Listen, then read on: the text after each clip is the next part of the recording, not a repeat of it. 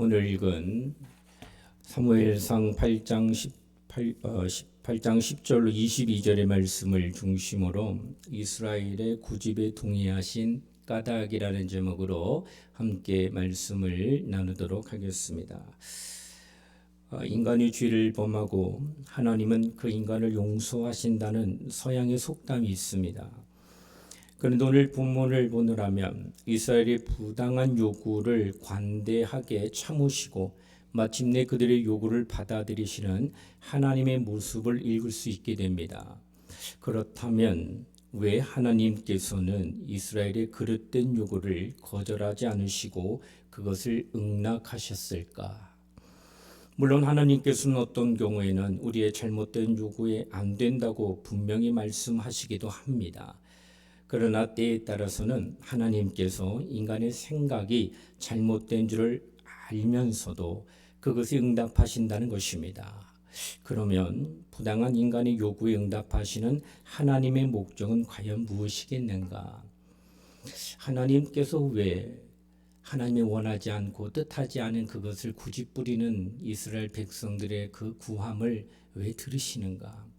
그건 옳지 않다. 그것은 너의 잘못된 길이니 그리 가면 안 된다. 딱 잘라 말씀하시고 그들에게 경고하시고 그들에게 그것은 굉장히 큰 어려움이 나타나니 하지 말라고 권면해 주실 법도 한데 오늘 읽은 말씀을 보게 되면 응낙해 주신다라고 하는 것입니다. 왜 이렇게 말씀하시고 또 왜 이렇게 허락하셨는가? 오늘 읽은 말씀을 중심으로 그 동의하신 까닭, 그 이유에 대해서 함께 말씀을 상고하도록 하겠습니다. 먼저 오늘 이스라엘 백성들이 이웃나라와 같이 왕이 있기를 원한 것입니다. 가만히 보니까 왕 중심으로 모든 조직이 일사불란하게 움직이며 나라가 강대하게 되는 것을 보고 우리도 눈에 보이지 않는 하나님보다는 당장에 눈에 보이는 왕을 두고자 하여 사무엘에게 요청한 것입니다. 그간 하나님의 신정 통치 아래 있었습니다. 눈에는 보이지 않지만은 하나님의 사람을 세워서 하나님의 음성을 듣게 함으로 이끌어가던 그 시대가 바로 이 시대 때 주변의 나라를 보니까 왕이 있더라는 거예요. 눈에 보이고 그 통치 아래 나라가 강대하게 번성하는 걸 보니까 왕이 있으면 좋겠다. 눈에 보이지 않는 하나님이라는 분보다 차라리 왕을 세우는 게 훨씬 더 유익하지 않겠는가라는 마음이 든 것입니다. 그때 하나님께서 사무엘에게 왕의 제도에 대하여 말씀을 가르쳐 주십니다. 그래서 이스라엘 백성들에게 말합니다. 왕의 제도에는 세 가지가 있는데 반드시 이 제도가 왕을 세우게 되면은 그 제도를 따라야 된다라는 겁니다. 그 첫째가 무엇이냐면은 너희 백성들이 아들을 낳으면 그 아들을 전쟁터에 데리고 나가 왕을 위해 싸우도록 한다는 거예요. 오기야 금이야 하며 아이를 키웠음에도 불구하고 그 아이가 자라나면 20세가 되면 징병해가지고 전쟁을 벌이게 될 때에 가장 앞에 그들을 세운다는 거예요. 싸우다가 죽더라도 그렇게 세우겠다는 거예요. 그러니 전쟁에 징발돼서 나가가지고 못 돌아오는 아들도 분명히 생길 거란 말이에요. 바로 이와 같은 것들이 왕의 제도의 첫 번째라는 겁니다. 둘째는 내가 딸을 낳게 되면은 왕이 후궁으로 삼는다는 거예요. 어린 나이에 데려갈 수 있다는 거예요. 그리고 일평생 그 왕궁에서 왕만 바라보며 시중 들며 살 수밖에 없는 그 자리를 네가 알아야 된다라고 하는 것입니다. 마지막 세 번째는 너희들이 1년 내내 농사 짓고 땀 흘리고 수고한 모든 것 가운데 가장 좋은 것을 세금으로 걷어들이겠다는 거예요. 그래서 지금 이스라엘 백성에게 왕의 제도를 분명하게 가르쳐 주신다라고 하는 것입니다. 여러분 가만히 생각해 보면 이 모두가 백성의 입장에서는 전혀 유익하지 않는 것들입니다. 사랑하는 내 딸과 아들을 그렇게 귀하게 키웠음에도 불구하고 내 아들은 전쟁터에 나가 죽을 수 있는 환경에 놓아야 될 거고 내 딸은 어릴 때부터 취할 수 있어서 어쩔 수 없이 보내야 되는 그리고 그동안 땀 흘려 수고했던 모든 것 가운데 가장 좋은 것은 다 세금으로 내야 되는 그 모든 왕의 제도는 백성들의 입장에서는 전혀 유익하지 않는 것입니다. 정말로 많은 희생을 요구하는 것입니다. 왕의 제도가 그런 것입니다.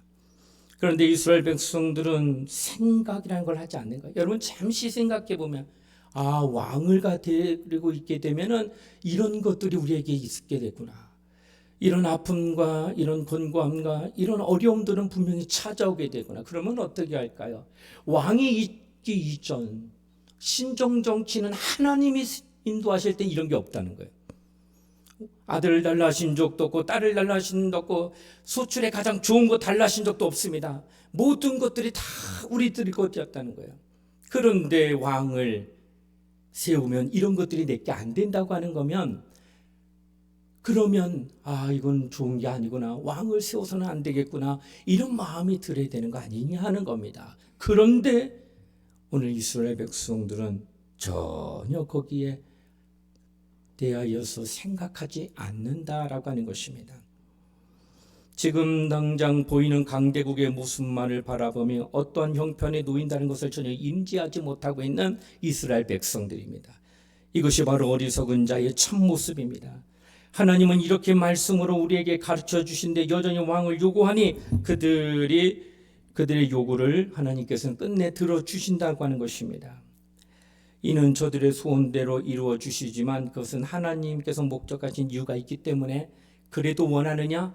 좋다, 왕을 주리라 하고 왕을 주신다는 거예요. 오늘 그 왕을 주시는 진정한 목적, 바로 첫째는 경험을 통해서 깨닫게 하기 위함인 것입니다.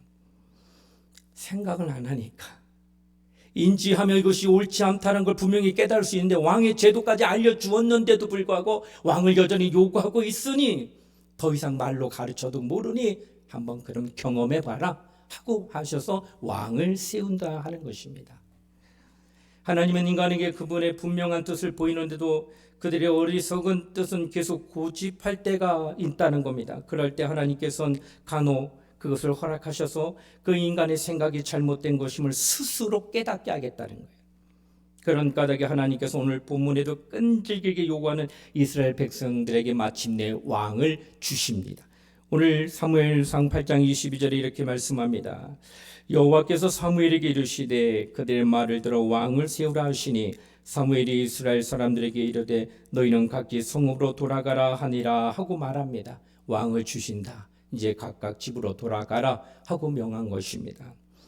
그러나 실상 그때부터 이스라엘인들은 왕정 정치의 제도적 폐단으로 인한 고통과 또한 혼란으로 인한 아픔을 스스로 감당해내는 인고의 세월을 그들이 비로소 경험하기 시작하게 됩니다.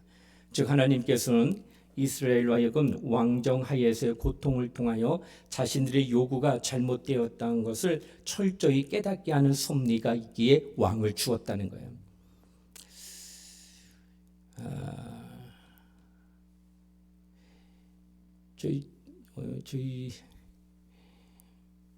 저희 집사람이 그런 얘기를 했습니다.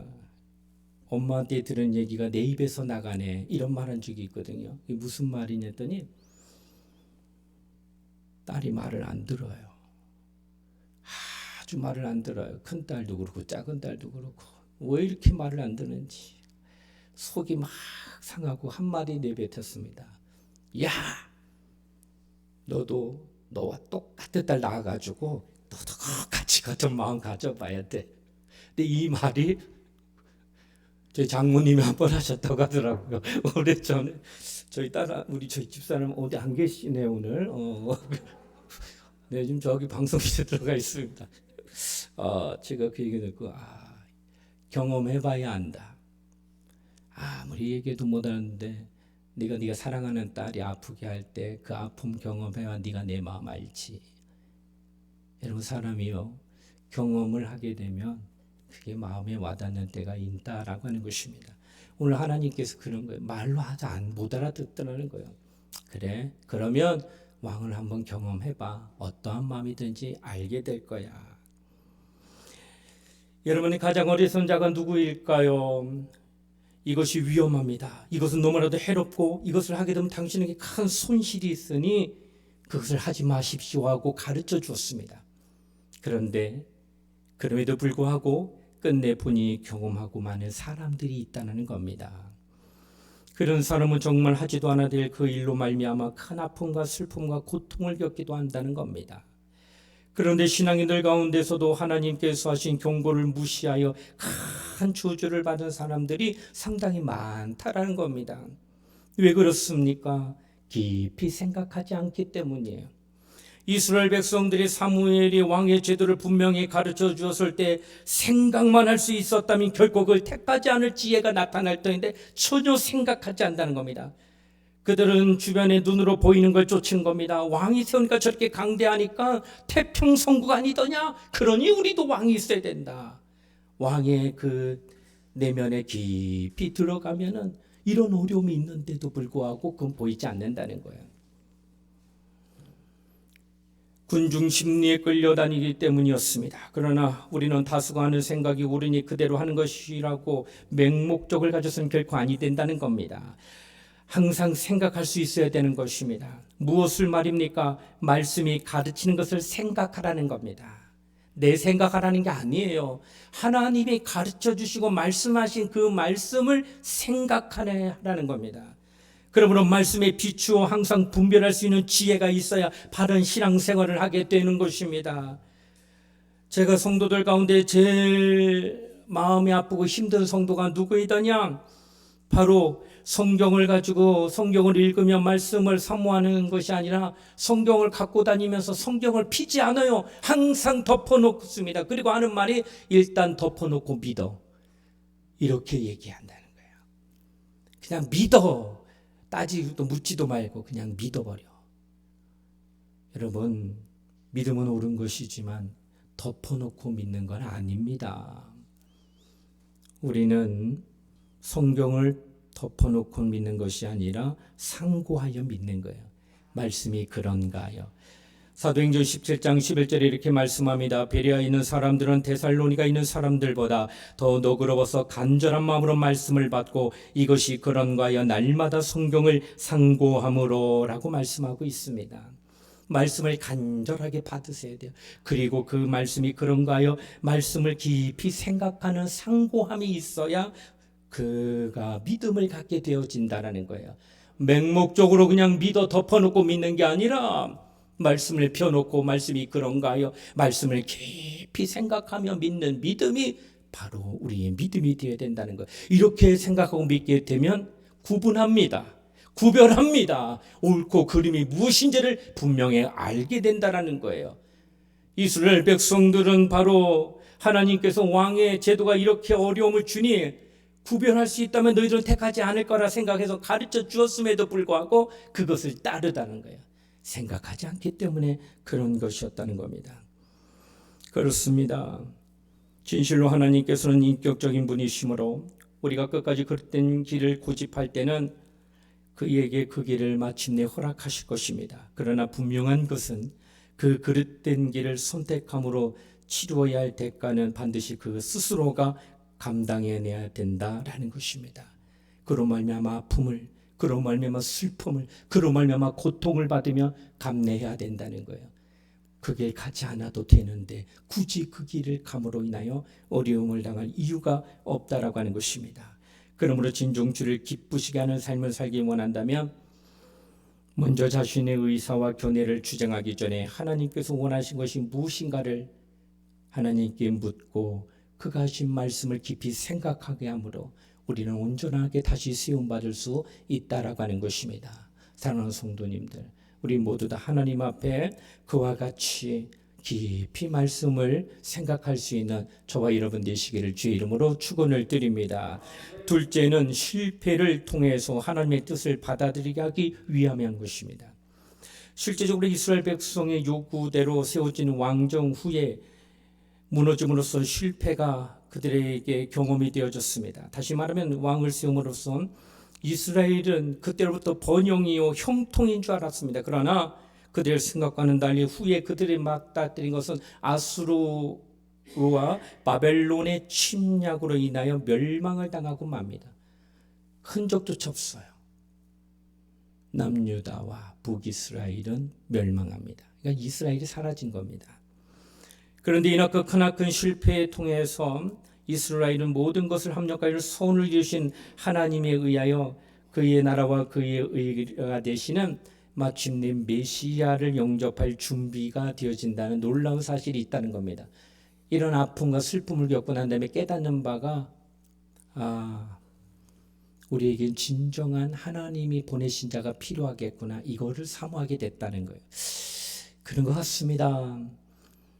깨닫지 못할 때는 감동이 없는데 깨닫고 난 뒤에는 하나님이 뜻하신 것을 사모해야 되겠구나, 이걸 깨닫게 된다는 겁니다. 누구나 자기 고집과 아집 그리고 자기 실력과 경험으로 인하여 때로는 우리가 실패를 반드시 경험할 수 있습니다. 여기서 중요한 것은 실패 이후의 자세입니다.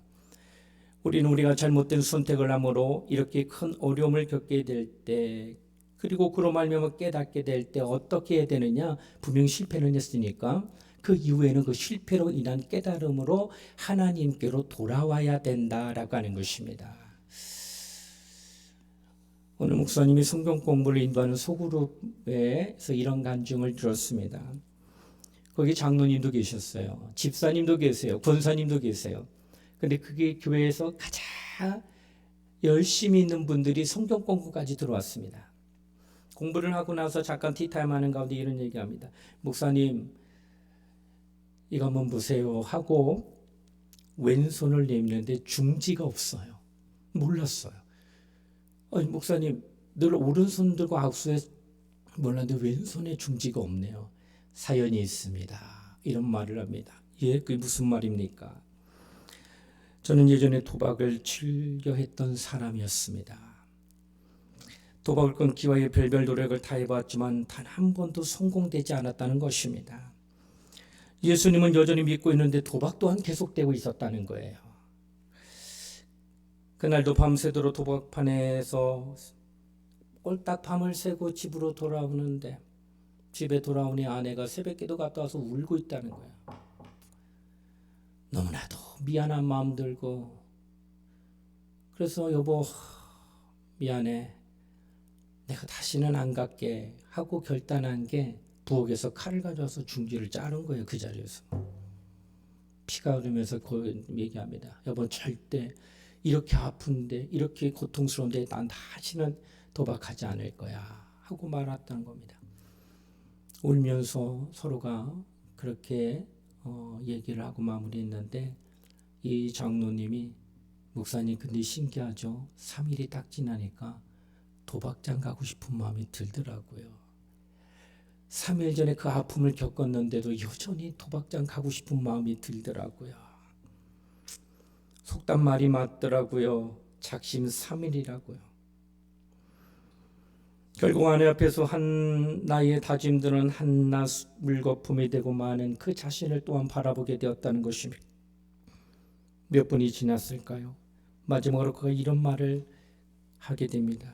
그런데 참 이상합니다, 목사님. 제가 성경 공부를 시작하고 그 가운데 예수님의 사랑을 체험한 후로는 손가락에 잘려나간 아픔도 별 수 없었던 나의 도박이 사라졌습니다. 이런 고백을 그가 합니다. 여러분, 실패했습니다. 예수 믿어도 요즘 도박장 가고 실패인 인생 맞죠.